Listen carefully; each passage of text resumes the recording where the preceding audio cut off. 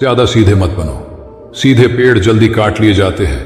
आज की कहानी के माध्यम से आपको कुछ ऐसे तरीके पता चलेंगे जिनसे आप धोखा खाने से खुद को बचा सकते हैं। भावनात्मक रूप से कमजोर आदमी का लोग हमेशा फायदा उठाते रहते हैं। हम सब ने देखा होगा, अपने आसपास जो भी इंसान नर्म दिल का होता है, यानी कि भावनात्मक रूप से करुणावान होता है, वह अपनी करुणा से बस दूसरों की सहायता तो कर देता है, लेकिन बदले में उसे हमेशा धोखा ही मिलता है। तो क्या एक इंसान को भावनात्मक नहीं होना चाहिए? क्या उसे दूसरों पर भरोसा नहीं करना चाहिए? दूसरों की सहायता नहीं करनी चाहिए? क्या करुणावान और संवेदनशील होना गुनाह है? कोई गलती है? पाया तो यह जाता है कि कोई संवेदनशील आदमी दिल का अच्छा होता है, दूसरों की सहायता करता है, दूसरों का ख्याल रखता है, दूसरों से प्रेम करता है। प्रेम भी तो एक संवेदना ही है, वह भी तो एक भावना का रूप है। तो क्या प्रेम करना भी गलत हो जाता है? और यह तो आप सबको पता होगा कि प्रेम तो आध्यात्मिक साधना का एक बहुत महत्वपूर्ण कदम है। तो किस प्रकार एक इंसान समाज में संवेदनशील, करुणावान और दयालु, यानी कि एक अच्छा आदमी बनकर रह सकता है, ताकि लोग उसका फायदा भी ना उठा पाए और वह अपने मन की अच्छाई, अपने मन की कोमलता, करुणा सब कुछ बरकरार भी रख सके। एक बार एक युवा लड़का जंगल के पेड़ों पर मुक्के मार रहा था। वह बड़े जोर जोर से मुक्के मार रहा था। वह अपने मन का गुस्सा निकालने की कोशिश कर रहा था। शायद उसको किसी ने धोखा दिया था या फिर उसके साथ बहुत बुरा हुआ था, जिससे वह बहुत ज्यादा परेशान था। उसे कहीं भी शांति नहीं मिल रही थी। वह लगातार उस पेड़ पर मुक्का मार रहा था, जिससे उसकी उंगलियां लहूलुहान हो चुकी थी। उसी जंगल में एक शीतल पानी का झरना था। वहां पर एक भिक्षु रोज संध्या समय स्नान करने आया करते थे। यह उनका नित्य का नियम था। आज जब वह भिक्षु इस रास्ते से स्नान करने के लिए उस जंगल में आया, तो उसने उस लड़के की हालत देखी। वह जोर जोर से चीख रहा था, रो रहा था और लगातार मुक्के मारे जा रहा था। उस लड़के के आसपास कोई मौजूद नहीं था। इससे उस भिक्षु को उस युवक की चिंता होने लगी। उसने सोचा कि कहीं मैं इसे ऐसे ही छोड़ दूं और कहीं ये आत्महत्या कर ले। तो ऐसे विचार आने के बाद भी वह कुछ नहीं बोला और लगातार उस युवक की तरफ देखे जा रहा था। भिक्षु एकदम चुपचाप खड़ा हुआ था। उसने युवक से कुछ नहीं बोला, कुछ नहीं कहा, बस वह उसको लगातार देखता रहा। कुछ देर तक तो उस युवक ने उस भिक्षु को नजरअंदाज किया, लेकिन कुछ देर बाद उसे अजीब सा लगने लगा। उसने सोचा, ना तो यह मुझे रोक रहा है और ना ही कुछ कह रहा है, यह तो बस मुझे देखे जा रहा है। इसका क्या मतलब है? बड़ा अजीब आदमी है। ऐसे ही विचार उस लड़के के मन में उठने लगे थे। जब कुछ देर बाद भी वह भिक्षु कुछ नहीं बोला, तो लड़के ने अचानक से उससे पूछा कि महाशय, आप अपने रास्ते क्यों नहीं चले जाते? आपको क्या मतलब? आप खड़े हुए मुझे देख क्यों रहे हैं? भिक्षु ने बड़े शांत स्वर में कहा कि मैं तुम्हें रोक नहीं रहा हूं, तुमसे कुछ कह नहीं रहा हूं, तो मुझसे तुम्हें क्या परेशानी है? मेरे ही तरह है। ये पेड़ पौधे, ये पक्षी, ये सब तुम्हें तो देख ही रहे हैं। जब इनसे तुम्हें कोई परेशानी नहीं है, तो मुझसे क्यों परेशानी है? यह सुनकर लड़का जोर से चीख कर बोला, मुझे सबसे परेशानी है। मैं सबसे नफरत करता हूं। यहां पर सब धोखेबाज, गद्दार होते हैं। कोई किसी का नहीं होता इस दुनिया में। और इस तरह बोलते बोलते वह फूट फूट कर रोने लगा और रोए जा रहा था और भिक्षु उसे देखे जा रहा था। वो उसे चुप करने की कोशिश भी नहीं कर रहा था। यह बात तो उस लड़के को और ज्यादा अजीब लगी। अब रोना छोड़कर उस लड़के ने सीधे खड़े होकर उस भिक्षु से कहा, बड़े अजीब आदमी है कि सामने कोई इंसान रो रहा है, दुखी है, परेशान है और आप उसे चुप भी नहीं कर सकते। आपके मन में बिल्कुल भी संवेदना नहीं है। बड़े अजीब और कठोर हृदय वाले साधु हैं। आपको अपने साधु होने पर खेद होना चाहिए। और ऐसे ही ना जाने क्या क्या जली कटी बातें वो युवक उस भिक्षु को सुनाने लगा। कुछ देर बाद जब युवक की सारी भड़ास निकल चुकी थी, तब भिक्षु ने बड़े ही शांत स्वर में कहा कि आज मैं तुम्हें कंधा दे सकता हूं, तुम्हारे आंसू पोंछ सकता हूं, लेकिन इससे तुम्हारी समस्या का समाधान नहीं होगा। कुछ देर के लिए तुम्हारा मन बहल जाएगा, बस उसके बाद वही जिंदगी, वही लोग जो तुम्हें आज कंधा देने के लिए भी तुम्हारे पास नहीं है। फिर से तुम उसी जिंदगी में लौट जाओगे।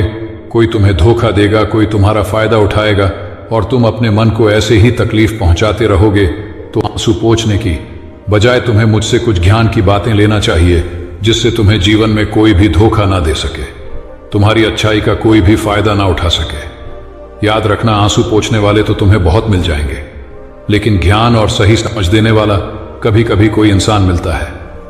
भिक्षु ने उसे बताया कि मैं पास ही के झरने में स्नान करने के लिए जा रहा हूं। बड़ा ही शीतल पानी है वहां का। अगर तुम चाहो तो तुम भी मेरे साथ चल सकते हो। यहां पर अकेले परेशान होने से अच्छा है कि तुम झरने की शीतल पानी में स्नान करो, जिससे तुम्हारा दिमाग, मन, मस्तिष्क और तुम्हारा शरीर सब कुछ पवित्र हो जाएगा।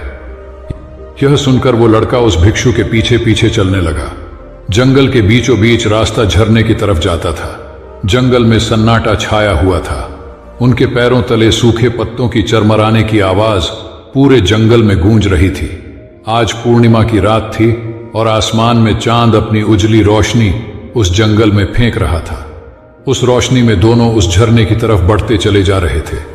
रास्ते में चलते चलते उस युवक ने उस भिक्षु से कहा कि महात्मन, आपकी जिंदगी मस्त है। आपको किसी चीज की कोई परेशानी नहीं है।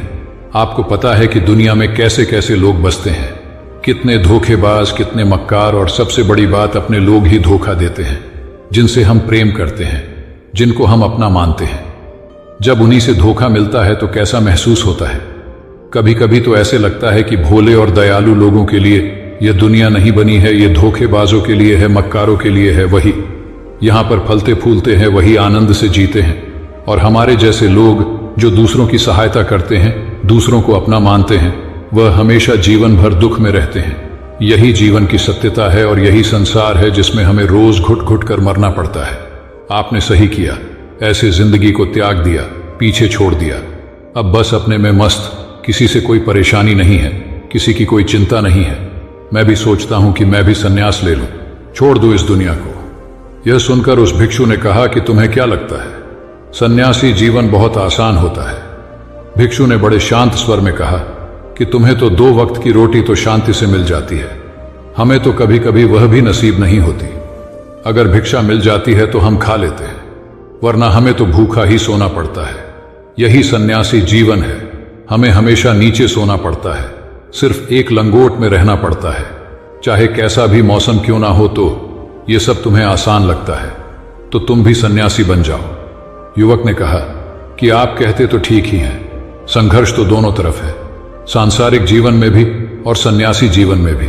वैसे सांसारिक जीवन भी अच्छा है, लेकिन तब तक जब तक घर परिवार में सुख शांति बनी रहे, धोखा ना मिले, हमारे लोग हमारा फायदा ना उठाएं, हमसे झूठ ना बोले, हमें धोखा ना दे, तब तो जीवन जीने का आनंद होता है, वरना तो जीवन नर्क हो जाता है।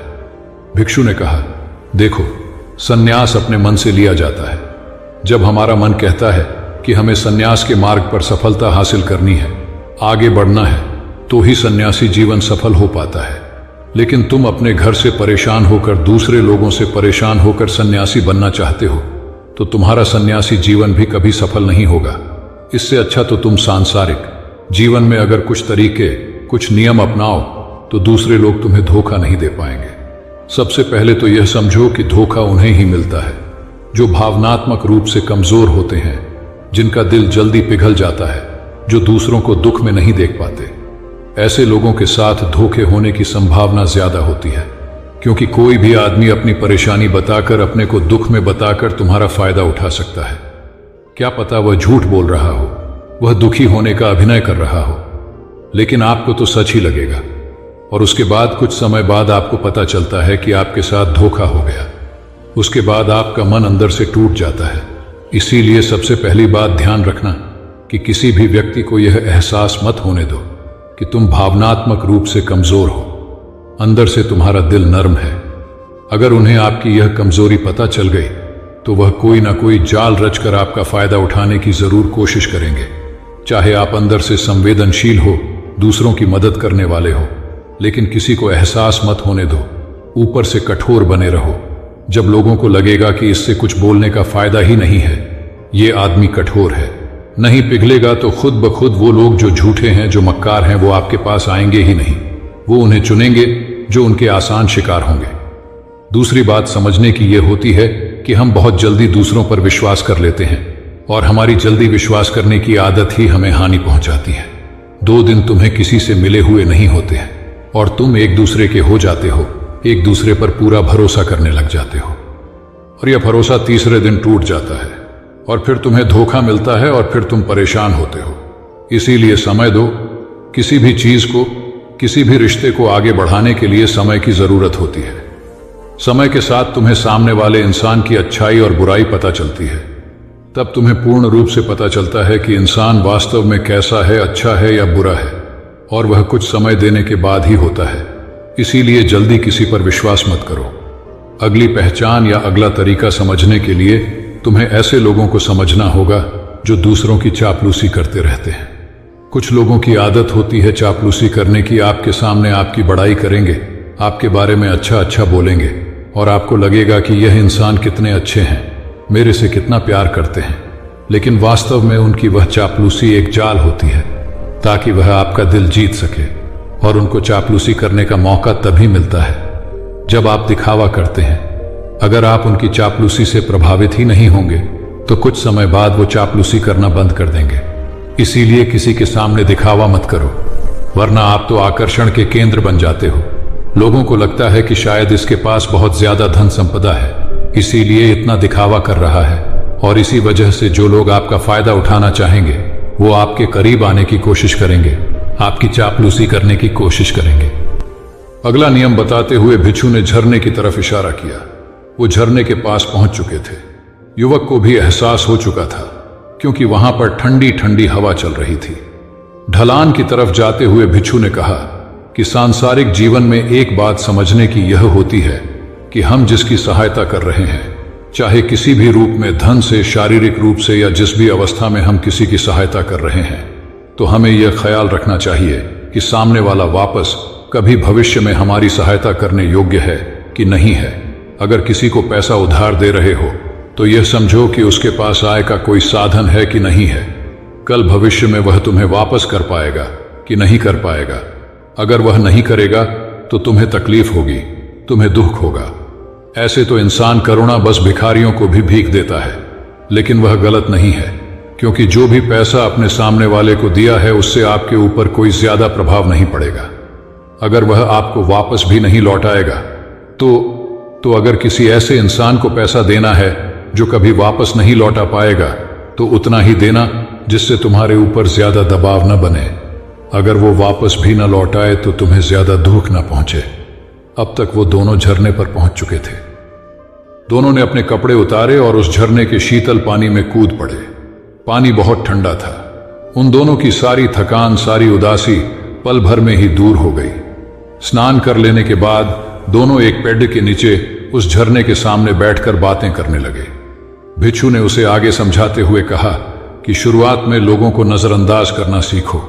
जब तुम किसी को शुरुआत में नजरअंदाज करते हो तो जो भी लोग किसी लालच की वजह से तुम्हारे पास प्रभावित हो रहे थे, उनकी छटनी हो जाएगी।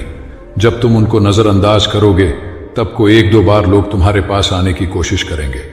उसके बाद वो तुमसे दूरियां बना लेंगे, और जो आदमी तुम्हारी इंसानियत, तुम्हारी अच्छाई देखकर तुम्हारे पास आएगा, वो नजरअंदाज करने के बावजूद भी तुम्हारे करीब ही बना रहेगा। और यही तो एक सच्चे इंसान की पहचान होती है। जो हमारे अपने होते हैं उनसे हम लड़ भी लेते हैं, झगड़ भी लेते हैं, उसके बावजूद भी वो हमारी बातों का बुरा नहीं मानते हैं। चाहे थोड़े समय के लिए वह हमसे नाराज रहे, लेकिन कुछ समय बाद फिर से हम एक हो जाते हैं। और यही तो घर परिवार का मतलब होता है, यही तो अपनों का मतलब होता है। इसीलिए शुरुआत में अनजान लोगों को नजरअंदाज करना सीखो, इग्नोर करना सीखो, ताकि धोखेबाज, मक्कार लोग तुम्हारे करीब ही ना आ पाए। अपने इस वार्तालाप को खत्म करते हुए भिक्षु ने अपनी आखिरी बात बताते हुए कहा कि ये आखिरी सीख सबसे ज्यादा महत्वपूर्ण है। सब कुछ होने के बाद भी तुम्हें धोखे मिल सकते हैं, लेकिन तुम अगर अपने आंख और कान और अपना दिमाग खोल कर रखते हो, अगर तुम होश में रहोगे, ध्यान करोगे, तो तुम्हें इंसान की आंखें देखते ही समझ में आ जाएगा कि उसे तुमसे क्या चाहिए। तुम उसकी इच्छा और उसका स्वभाव उसकी आंखों में ही पढ़ सकते हो। लोगों की आंखों में, उनकी वाणी में, उनके स्वभाव में उनका सब कुछ दिखाई देता है। बस हम ही अपनी आंखें मूंद कर रहते हैं। दूसरे लोगों से जानो, उसके रिश्तेदारों से जानो, उसके परिवार वालों से जानो कि वह इंसान कैसा है, दूसरों के साथ उसका व्यवहार कैसा है, उसकी पड़ताल करो। जब किसी पर विश्वास करो, ऐसे ही किसी पर विश्वास मत कर लेना, अपनी पूरी संतुष्टि करना। अगर तुम किसी के साथ लंबे समय तक भरोसा करना चाहते हो, किसी के साथ कोई संबंध बनाना चाहते हो, कोई दोस्ती करना चाहते हो या किसी की मदद करना चाहते हो, तो इन सभी परिस्थितियों में तुम्हें यह जरूर पता होना चाहिए कि दूसरे लोग उस इंसान के बारे में क्या सोच रखते हैं। इसके बाद तुम जीवन में कभी भी धोखा नहीं खाओगे और तुम्हें कभी भी धोखे की वजह से पछताना नहीं पड़ेगा। इसी तरह की बातें करते हुए भिक्षु और वो लड़का दोनों जंगल से बाहर आ गए, अपने अपने घर को चले गए। दोस्तों, कभी भी किसी पर भी भरोसा करने से पहले उसके बारे में अच्छे से समझो, जानो, समय दो, फिर भरोसा करो। हमें आशा है कि आपको यह वीडियो पसंद आई होगी।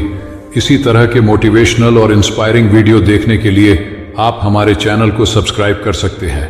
हम मिलते हैं इसी तरह की नई मोटिवेशनल वीडियो के साथ। धन्यवाद।